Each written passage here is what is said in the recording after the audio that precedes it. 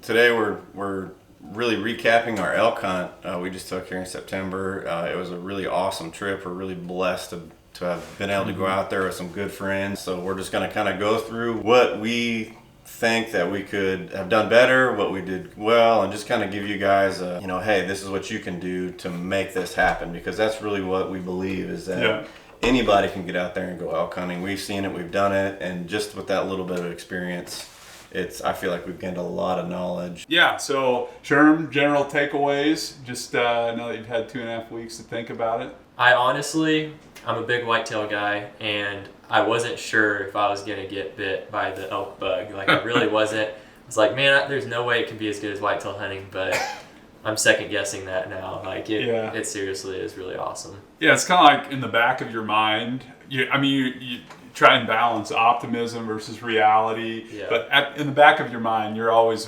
kind of thinking, we may get out there and not even see one. And that was one of the things that just blew me away. Is we got right into them. That's probably one of my biggest fears, was getting out there and just having an entire trip where we just ate tag and not even that, but just didn't see anything. All right, so we thought we'd kind of go through some of the basic kind of areas of the hunt as we like I said, we had planned on going elk hunting, each of us individually, since we were kids, but we really didn't start thinking, deeply about what our hunt was going to look like until we got about a year out. And even then, I don't think we deeply started looking at it until it was like 2 weeks out. We're like, all right, hun's here. We procrastinated. Yeah. So don't do that. What about physical preparation? How did you guys feel? I'm looking at the wrong guy. We called him the gazelle out there. We're about to start chucking stuff at him or trip him up, slow him down a little bit. But Darren, how did you feel about physical prep? Well, I definitely could have been more prepared physically for it. But like you said, you have to be realistic. I think for me, I wasn't very realistic in my expectations on how much exercise I could do leading up to going out on the trip. That being said, I did a bunch of squat. I did a lot of leg exercise, especially after me and Katie went out. We had gone out on vacation out there and done some hiking, and that really opened my eyes to the amount of leg strength, not just aerobic fitness you need. Once you acclimated, I feel like once we got to the second location we were at, I felt like I could have hiked all day on. I will say a big thing that helped us out is that we weren't afraid to take breaks. So if we were going up a terrible, terrible steep mountain, like we'd take, 50, 60 steps, stop for a little bit, catch our breath. And really that's kind of our pace throughout the whole trip. Like, you get done climbing a mountain, you might sit at the top and eat a snack for a little bit before you move on. Like, it's a different kind of patience. Like, you're not just you can't just actually go after the elk all day nonstop. At least we couldn't. You got to be able to take a break here and there. And we still ended up walking a lot of miles, but we weren't it wasn't realistic for us to walk, 20 miles a day. We paced ourselves. I still think we averaged 6+ miles a day though. Over some pretty rugged terrain. So I feel like I felt great coming back about how much land we covered. For sure. Now, we figured we'd maybe start talking about e-scouting. Darren really did the bulk of the e-scouting for our group, and so I just wanted Darren to give you maybe a chance to think about what all you did, like on the front end of the hunt, and how it played out as we were hunting, and now as you're looking back at it, e-scouting. Yeah, so I purchased the Elk 101 website, the school, and just went through that whole course. I knew nothing about elk hunting. I've always wanted to go elk hunting. But anyway, so I went through that, basically went off of what Corey Jacobson said, and that's kind of where we just found a general area. And then I got online and just started picking out spots with north-facing slope, water at the bottom or near it, and then some kind of feed. Now, that being said, I think getting out there, we hit lots of north-facing slopes. Actually, I don't know that we ever found an elk on, like a bedded elk while we were out there. But I think we did learn a lot, and I learned a lot about e-scouting. And I think some of the biggest things I took away was boundaries. I think we found elk And a lot of the feedback we got from people we were into was we were hunting. A lot of the places we hunted were on private and public boundary lines, and that was a really good spot. And I think if I was going to e-scout in the future, I'd really focus on those areas that are not just surrounded by public land. Right. Yeah. Caveat to that is it can be frustrating chasing elk and they just zip over to private. Yeah. So the other thing I will say is that we talked about this is everything is steeper than what it looks like on the map. For sure, hands down. There was a couple times where you're like, oh yeah, we'll just hop down here and go up the other side, and then you get there and you're like, holy cow, what do we get into? But even some of those smaller drainages we kind of overlooked. I felt like some of those would have been really good spots.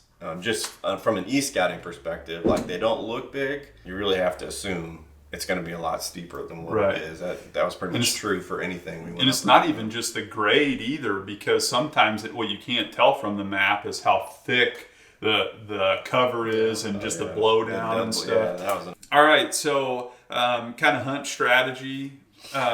There's kind of the thing that we wrestled with was, do we stay in a general location or do we try and hit a few different spots? And I don't even know if there's a perfect answer to that, but I think as we look back on it, we probably would have focused on a general region and been versatile in hitting those areas. We just spent a lot of time in the truck, traveling long distance, and we kind of neglected some sleep. Now, most of that was at night in the truck. That's the problem, is that neglected sleep. One of the things that we really weren't ever able to figure out while we were out there was how to hunt the wind and the thermals.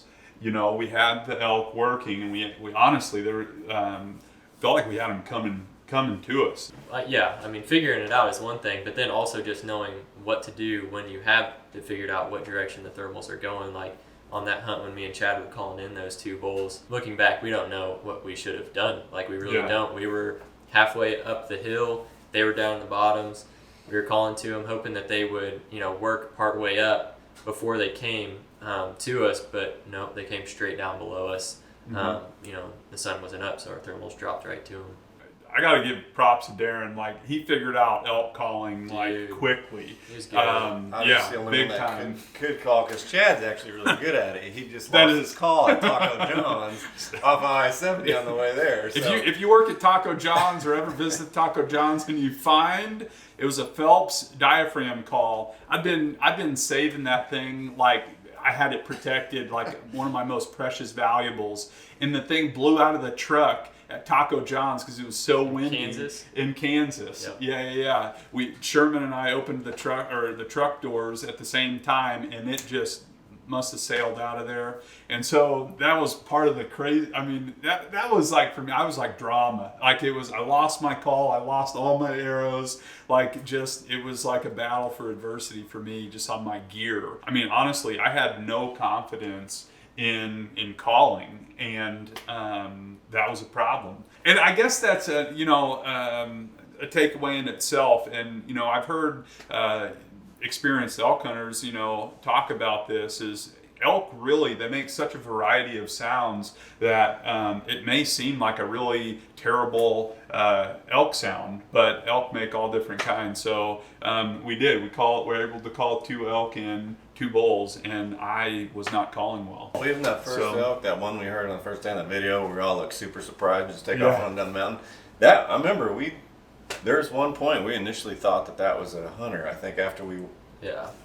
Every single time we were questioning if it was a hunter. Like, There's so many people out there, and about half the time it was a hunter. So. And I think that's one of the cool things about our experiences. We didn't have any negative encounters with other public land hunters, even some local hunters and whatnot. There's kind of just like a camaraderie, like that. If you called in another hunter, you guys were cool with it, and you're like, hey, we would give y'all feedback. Had a good chuckle, and then it just kept going. I guess one thing I just want to share with anybody watching this, if you've ever dreamed about going elk hunting, what's a reasonable budget, would you guys say? I mean, Sherm, you didn't get the tag, but you had everything else that we did other than the tag. I purposefully did not keep track of how much I Right. spent. Yeah. That's a bachelor answer right there. Yeah. Didn't have anyone else to answer to. Oh, and yeah. I was like, Oh man. I felt like I put off every single item, like thinking, maybe I don't actually need that. And then the closer we would get to the trip, I'd be like, no, I really need to get that. And so everything was super spread out. I would say, like, as far as it depends on where you're at with the gear. I'm assuming, like, you're probably already a hunter, or if you already have gear. I mean, I think you could get out there for $1,500, including the tag. Like, you could just get away with a normal tent, normal camping stuff. Like, if you already got that, which I feel like most people probably do. If you guys ever have any questions or comments, don't forget to post those to the channel. We do want to give some shout outs. Like I said, we ran into some incredible people out there, both hunters and just people that we encountered along the way. So the first day, Sherman and I were hiking up that gnarly mountain, and we're kind of chugging along, and all of a sudden Sherman's like, hey, there's some guys over there. And we sat down and ate lunch with them on the mountain. Yeah, super cool. And we just chatted. They'd hunted that area for several years. They're from Texas, so if you guys are listening, want to give you guys a shout out. And then you actually bugled us in the second night we were out there, and we ran into them like 4 times. Yeah, I think, yeah. 4 or 5 you guys times. are super cool. We enjoyed getting to chat with you, and because you just aren't really sure what to expect when you run into other hunters. We also did want to give a shout out to Deb from Motel 8 in Kremling. You're awesome, Deb. Yes, Deb, you are so cool. Deb had us basically all checked in based off of a phone call. We got there and we stunk to high heaven. Anyways, we got checked into the hotel, and I called down and I asked if they had a laundry, and she said no, but are you a biker or are you a hunter? And I said, yeah, we're hunters. And she said, just come on down and you can use my washing machine. And so Deb, thank you so much. That was a huge thing for us. And we also ran into some local hunters from Denver. We're kind of, not gonna lie, we're feeling kind of down and defeated whenever we came across them. They had drugged their camper and stayed near a reservoir. And these guys just, one, that kind of encouraged us, and they also shared that in the area that we were hunting, they had scouted a lot and had seen some sizable bulls. And I thought that was just pretty cool, because just anywhere, hunters, fishermen, you can get so possessive of your areas and different things like that you almost just be rude to people. I know I've wrestled with that, and but these guys were just really willing to share, and they were super cool to us novice elk hunters. Guys, we hope that you enjoyed a chance to sit down and kind of do a webcast. And we also have a lot more content coming as whitetail season around the Midwest heats up. All right, guys. Have a good one. Deer Driven over and out.